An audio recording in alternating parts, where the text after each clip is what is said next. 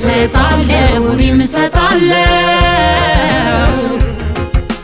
ደሜን ለወገኔ ለግሳለሁ እሰጣለሁ እኔ እሰጣለሁ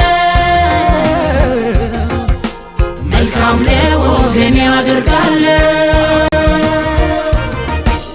ለእናቴ ለአባቴ ለእህት ለወንድሜ ለየዋ ለደጉ ለምስኪን ወገኔ ስደሰት ደስታዬ ስታመም ህመሜ ተካፍሎ ላኖረኝ እሰጣለሁ ደሜ እስኪ ማናውቆት ይጓዛል ቀኑን ውሎ የሚገጥመውን መጥፎ ይሁን ጥሩ መንገዱ የኔ ደም ላንተ ያንተም ደም ለኔ መድኃኒት ነፍስን ማዳን ነው ዓላማው ስልጣኔው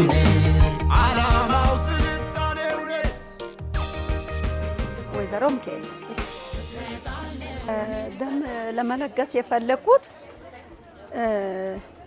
ልጄን ከሞት የታደገችበት በዚህ በተሰጠው ደም ነው። በወልድ ምክንያት ነበረና ትሞት ትንሽ ደቂቃ ሲቀራት ነው እና የአምስት ሰው ደም ነው የተለገሰላት። በዛ አሁን እዛ መታችሁ እናንተ ስትናገሩ እኔ ብድግ ብዬ ለመነሳትም እህቶቼ ያሉ አጠገቤና ማልቀስ ጀመርኩ። ለማስጠት እንዴት ቶሎ በተነሳውና እኔ በሰጠውት በኔ በአንዷ ደም እንግዲህ አንድ ሰው እዛ ጋር ማዳኑን እኔ ያየሁት እና ይሄ ደስ ብሎኝ ይሄ ጉባኤ እንዳለ ተነስቶ ቢሰጥ በጣም ነው ደስ የሚለኝ። እውነት ስለ እውነት በቃ እሺ። ስሜ መዓዛ ይርጋ ይባላል። የሶስት ልጆች እናት ነኝ። እድሜ 40 ዓመት ነው። እንግዲህ አይደለም ደም የለገስኩባቸው መንገዶች የተለያዩ 3 ጊዜ ዛሬ ለግስ 4ኛው ነው።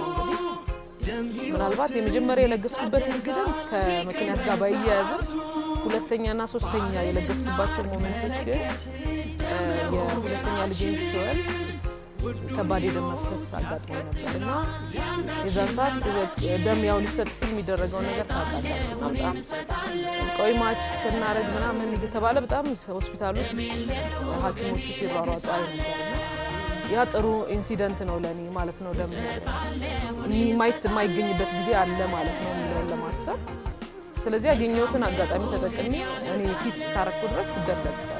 ሆስፒታል ውስጥ የነበረውን ደም ለማግኘት ለኔ የሚሆን ደም አዘጋጅቶ ለማቅረብ የነበረውን ጭንቀትና ውጥረት ሆስፒታል ውስጥ የነበረውን ሩጫ ሳይ ያንን ሰዓት ማግኘት ባልችል እኔ አሁን ማሳደጋቸው ልጆች ማሳደግ አልችልም ነበር ማለት ነው።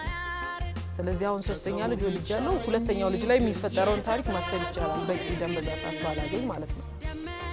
ስለዚህ ይሄንን በማሰብ ከዚህም በኋላ በምትችሉት አጋጣሚ ሁሉ ደም መለገስ የሌላ ሰው ህይወት ላይ ያለውን አስተዋጽኦ በማሰብ እንድታደርጉት ምናልባት የወለዳችሁም ያልወለዳችሁም ሰዎች ለሌላ ሰው ህይወት መቀጠል ምክንያት እንድትሆኑ ኢንካሬጅ ማድረግ ፈልጋለሁ። ከለታት አንድ ቀን ጓደኛዬ በመውለድ ሆስፒታል ውስጥ በጣም ደም ፈሰሳት እና ከዛ በኋላ እሷም እንደዚህ ሆኜ መሞቴ ነው ብላ እንትን እስከምትል ድረስ ነው በቃ ራሷን ሳተች ማለት ነው። ሆስፒታል ዶክተሮች ተሯሩጠው ወዲያው እንደ ግሉኮስ አምጥተው ነው የሰጧት ደሙን ማለት ነው። ከዛ በኋላ እሷ ተረፈች፣ እስከዛሬ በህይወት አለች። ለካ አንድ ሰው ደም መስጠት ማለት ሰው ማትረፍ ነው። በቃ እውነት ነው። ባይኖር ያቺ ሴትዮ በህይወት አትኖርም፣ እርግጠኛ ነኝ አትኖርም። እና እኛንም ያው ከሞት ታድገውናል። እግዚአብሔር ይመስገን። ያው መስጠት ለሚሰጠው ሰው ደስታ ነው የሚፈጥረው፣ ችግር የለም። እና መልእክት ማስተላልፈው ደግሞ ወገኖች እኛ በመናረገው ነገር ከሞት መትረፍ ከቻሉ ያለንን ነገር በቃ መስጠት የሚገባን ነገር ብንሰጥ ሰውን ማትረፍ እንደምንችል እያሰብን ነው። በቃ ለሌላ ነገር አይደለም። በፊት የሚወራው አይደለም እኮ ደም ተወስዶ ወይ ለሰይጣን ነገር እንደሚሰጥ እንደዚህ አይነትም አሳሰብ አለ እኮ፣ ኋላ ቀር አሳሰብ አለ። ግን ያ አይደለም። ለወገኖች በተለይ ለወላድ ሴቶች በመኪና አደጋ ደም ፈሷቸው ለሚመጡ ሰዎች ለተለያዩ ይሰጣል ደም እና ብዙ ደም ያስፈልጋቸው ነገር ስላለ ይሄ አስፈላጊነቱን እኔ በደንብ ተረድቻለሁ። ሌሎችም እንደዚህ ተረድተው ቢሰጡ ትልቅ ነገር ነው ብዬ ነው የማስበው። ለሁሉም አስተዋውቀናል። አሁን በየቸርቹ በየአጥቢያው ይሄ መልእክት ተላልፏል። ምክንያቱም የዛለታት ደም ልገሳ እንደምናካሄድ ሁሉም ሰው በየቸርቹ ያውቃል ማለት ነው። አሁን ቅድም ራሱ በር ላይ ያው አስተባባሪ ነኝ፣ በር ላይ ቆሜ ነገርናቸው። አሁን ደም ልትለግሱ ምናምን ስንል ከምሳ በኋላ እንለግሳለን፣ ከምሳ በኋላ እንሰጣለን ብለው ብዙዎች ተስፋ ገብተውልናል ማለት ነው። ወንጌላዊ እንድሪያስ ባሩዳ እባላለሁ። የምኖረው አዲስ አበባ ነው። የሶስት ልጆች አባት ነኝ። አሁን ደም ከዛሬ ጋር ወደ 12 ጊዜ ያህል ለግሻለሁ። መጀመሪያ ጊዜ ሃይ ስኩል እያለን ትምህርት ቤት እንደዚህ ደም ባንክ ሰራተኞች መጥቶ ሀሳባቸውን ለተማሪዎች ሲናገሩ አስተባባሪ ነበርኩ እዛኔ። ስለዚህ ከነሱ ጋር አብረን ለመስራት ቃል ተግባባንና የመጀመሪያ ልገሳ እዛ ነበር። ብዙም እውቀቱ ባይኖርም ደስ ብሎኛል። እቺ በጣም ይያያለሁ። ከኋላ ከክፍለ ሀገር ወደ አዲስ አበባ ሲመጣ በየአመቱ ቢያንስ 3 ጊዜ እሰጣለሁ ብዬ በራሴ ወሰንኩ። የወሰንኩበት ዋና ዓላማ ምንድነው? የኔ ደም ምንድነው ቆይ የሚሰራው? አሁን እነሱ ይወስዳሉ፣ ባለሙያዎች ይወስዳሉ፣ ግን ምንድነው የሚሰራው የሚለውን ጠየኳቸው ባለሙያዎች። አንተ ደም ቢያንስ 3 ሰው ህይወት ከአደጋ ያድናል የሚለውን ነገሩ። ስለዚህ እኔም ማልጎዳበት ከሆነ እነኚህ 3 ሰዎች በእኔ ደም ልገሳ ይድኑ ከሆነ ለእኔ ትልቅ ደስታ ነው የሚሰጠውና ይሄን መስጠት አለብኝ ብዬ በራሴ ቃል ገባው። ባገኘው አጋጣሚ ቁጥሩን ሙሉ አሁን ላላውቅ ይችላል፣ ከዛ በላይ ነው ይችላል። ምክንያቱም ካለኝ ለመስጠት ካለኝ ጉጉት አንፃር 3 ወር ሳይሞላ አይቶ አይ ገና 5-6 ቀን ይቀራል ያሉበትም ቀን አውቃለሁና ቀይ መስቀል የመጀ ሰጥቻለሁ። እዚህ አደባባይ ሜክሲኮ ላይ ብዙ ጊዜ ሰጥቻለሁ።